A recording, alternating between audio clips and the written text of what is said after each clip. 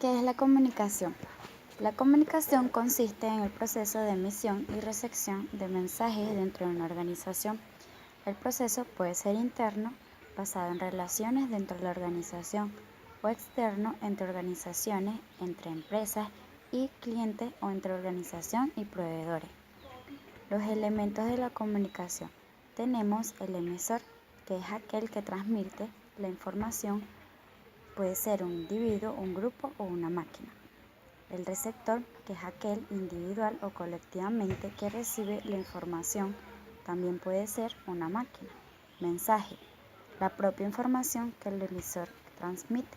Canal, es el elemento físico por donde el emisor transmite la información y que el receptor capta los sentidos corporales. Y por último, la respuesta está elaborada por el receptor. La importancia de la comunicación. Se dice que la comunicación es esencial en cualquier tipo de actividad organizada, siendo uno de los factores imprescindibles para que ésta funcione y se desarrolle adecuadamente. En las empresas, los efectos positivos de la comunicación son evidentes, como mejorar la competitividad de la organización, así como la forma en la que se puede adaptar a los cambios que se produzcan en su entorno, con el fin de conseguir los objetivos que se hayan propuesto inicialmente. Medios de comunicación. Con el término medio de comunicación se hace referencia al instrumento o forma de contenido por el cual se realiza el proceso comunicacional o de comunicación. Usualmente se utiliza el término para hacer referencia a los medios de comunicación masivos. Es importante destacar que los medios de comunicación son elementos que evolucionan constantemente, lo que quiere decir que cada vez que la tecnología va avanzando, los medios de comunicación van sufriendo ciertas fases o etapas de transformación. Barreras de la comunicación. Son las barreras u obstáculos que pueden surgir durante el proceso comunicativo. Estos factores impiden o dificultan la comunicación, deformando el mensaje u obstaculizando el proceso general de la comunicación.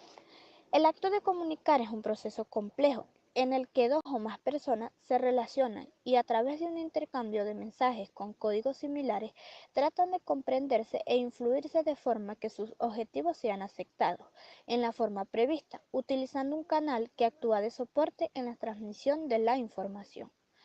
Es importante mencionar que existen tipos de barreras en la comunicación, como lo son las barreras físicas, las barreras semánticas, las barreras fisiológicas, las barreras psicológicas y las barreras administrativas. Todas esas barreras u obstáculos para la comunicación son aquellas que mediante el proceso de comunicación interrumpen de forma directa o indirecta la comunicación de dos o más personas.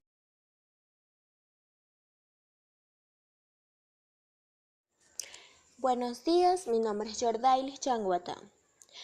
Yo les voy a hablar sobre un poco cómo es el proceso de la comunicación dentro del entorno de una organización. Como ya hemos planteado, este es un proceso complejo donde intervienen aspectos relacionados con las personas, como lo son los sentimientos, las percepciones, las intenciones y las actitudes, entre otros. Entre esto, el proceso de la comunicación tiene varios elementos que intervienen en el proceso de la comunicación. Estos elementos son emisor, codificación, mensaje, canal, decodificación, receptor y retroalimentación. Les voy a hablar sobre un poco qué es el emisor. El emisor es el sujeto que presenta una información, una intención, una idea al otro sujeto, que es llamado receptor. La codificación es el lenguaje por el cual se puede expresar la información, las intenciones y las ideas. El mensaje. El mensaje es lo que el emisor pretende comunicar al receptor a través de un medio o un canal. ¿Qué es un canal? El canal es el portador del mensaje. Esto puede ser como el teléfono, la computadora, etc. De su selección adecuada depende en una gran medida el cumplimiento del objetivo. La decodificación es la traducción realizada por el receptor. El receptor es el sujeto que recibe el mensaje. La retroalimentación es lo que permite al emisor saber si el receptor recibió o no el mensaje. Valorando el proceso, debemos tener en cuenta lo siguiente. El fin de una comunicación es que ésta sea eficaz y para que esto suceda, lo que comprende el receptor debe coincidir con lo que el emisor desea enviar. El mensaje del emisor debe llevar un contenido. La comunicación es la emisión de mensajes que requieren respuestas. Que la respuesta del receptor esté en dependencia de su percepción. Podemos añadir que, no obstante, todos estos elementos que hemos expuesto, a veces no logramos una adecuada comunicación, como consecuencia de aspectos que inciden negativamente a los que se le denominan ruido, constituyendo verdaderas murallas o barreras. Les puedo explicar que el ruido es un factor que perturba o confunde una comunicación inherente o no a las personas. A continuación les puedo hablar también sobre un poco de qué es la dirección o flujo de la comunicación en una organización. La dirección o flujo de la comunicación en una organización fluye en varias direcciones, hacia abajo, hacia arriba y a los lados. Está la comunicación descendente, que es aquella que fluye de personas en los niveles superiores a personas en los niveles inferiores de la jerarquía organizacional. Una de sus características es que existe especialmente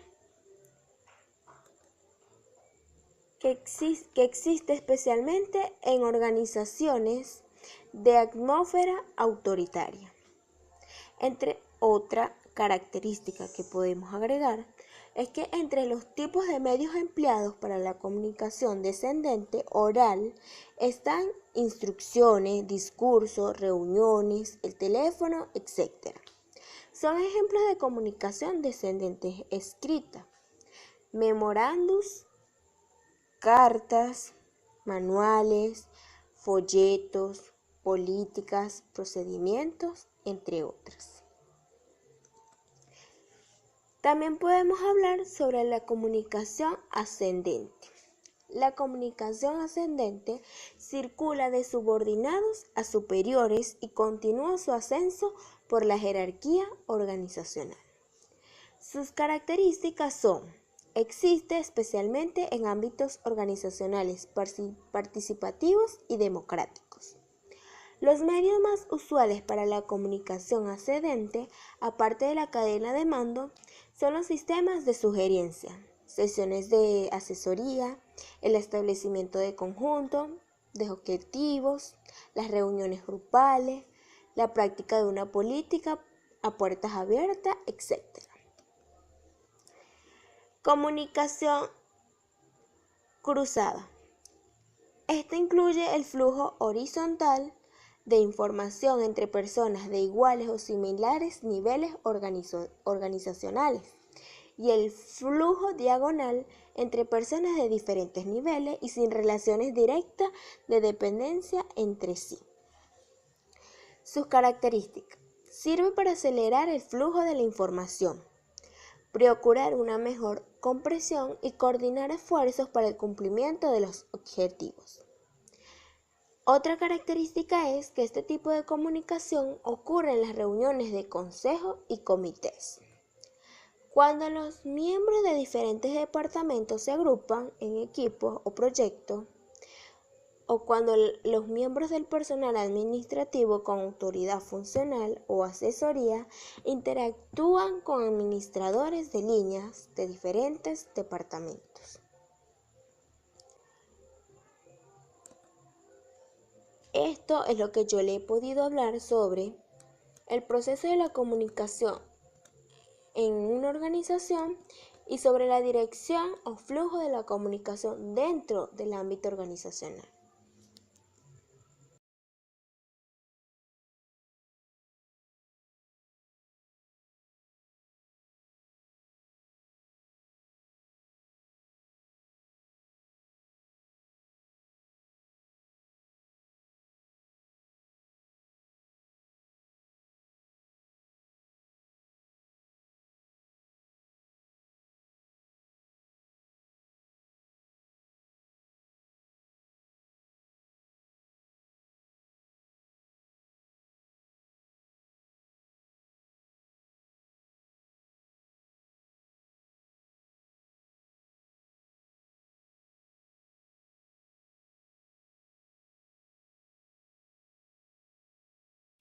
Buenos días, mi nombre es Luis Alberto Alanís y yo les voy a hablar acerca del lineamiento para la escucha de manera efectiva. Hemos aprendido por varias décadas que la comunicación es un fenómeno, aunque tal vez si lo observamos con mayor cuidado podríamos identificar dos fenómenos muy distintos que se complementan entre sí. Hablar es un fenómeno y escuchar es otro. Lo que le está ocurriendo al que habla es distinto a lo que le ocurre al que escucha. El hablar lo podemos definir como un acto por medio del cual una persona hace uso de la lengua para poder comunicarse, elaborando un mensaje según las reglas y convenciones gramaticales que comparte con una comunidad lingüística determinada. El habla se divide en la articulación, la voz y la fluidez. La articulación es la realización de los sonidos con la lengua. La voz es el uso de nuestras cuerdas vocales y nuestra respiración para producir sonidos. Y la fluidez es el ritmo con el que hablamos. Mientras que el escuchar lo podemos definir como un verbo que hace referencia a la acción de poner atención en algo que es captado por el sentido auditivo. ¿Qué es la escucha efectiva? La escucha efectiva es una forma de prestar atención que permite conseguir más información, profundizar en otros puntos de vista, trabajar en cooperación con otras personas. Pero probablemente la definición que más se acerca a la realidad es la que hicieron Rogers y Farson en 1979, donde la describen como una manera de provocar cambios en la vida de los demás. Pasos para escuchar de manera efectiva. Aceptar. Juzgar es nuestro peor enemigo cuando buscamos fomentar la escucha activa. Si no estamos de acuerdo con algo, manifestémoslo, pero despojándonos de las opiniones preconcebidas o de nuestro desagrado hacia el orador. El contacto visual es la demostración más sincera que un orador puede recibir, haciéndole notar que sus palabras son bienvenidas y analizadas. Focalizar. Las interrupciones constantes provocan una pérdida del hilo conductor sobre el tema principal de la exposición, de modo que solo deberás intervenir cuando sea necesario. Respetar. Los silencios brindan tiempo para pensar en lo que se dice, puesto que en la oralidad las palabras desaparecen durante su articulación y puede ser difícil mantener el sentido de una exposición larga y compleja. Preguntar. Los cuestionamientos despejan dudas porque permiten explayarnos sobre un punto en particular, y a su vez son un vehículo para solicitar más detalles sobre un tema, reforzar una visión, desentrañar un discurso y brindar la oportunidad de aclarar puntos que no fueron suficientemente explicados. Resumir. Realizar un resumen sobre lo que acabamos de escuchar es una herramienta para asegurarnos de que comprendimos los puntos más importantes. El orador podrá corregirnos cuando nuestro entendimiento se desvíe de su foco de atención y seremos capaces de llegar al eje de la exposición. Mientras que por otra parte, chequear nuestra comprensión es un arma para construir argumentos válidos a favor o en contra de lo que se está diciendo.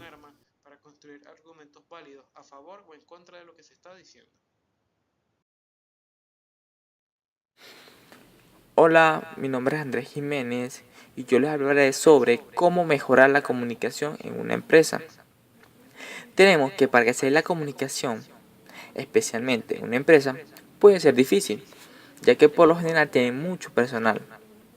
Sin embargo, al no expresar las cosas de forma clara, esto puede traer como consecuencia graves problemas, ya sea para la salud de la compañía, incluso grandes pérdidas de dinero, confusión y enojo entre empleados, entre otras cosas más. Para evitar estos contratiempos, se te presentará a continuación 4 consejos. Número 1. Comparte tu visión. Para que no se generen confusiones entre los empleados, es importante que cada miembro del personal tenga clara la misión y visión de la empresa desde el primer momento.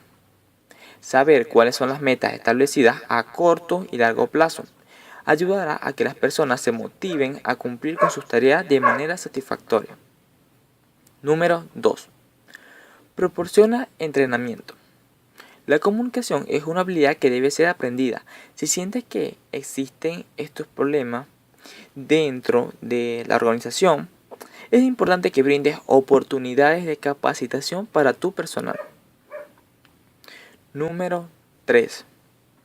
Fomenta el trabajo en equipo. Una buena forma de mejorar la comunicación entre los profesionales que trabajan en las empresas es fomentar iniciativas que incluyan el trabajo en equipo.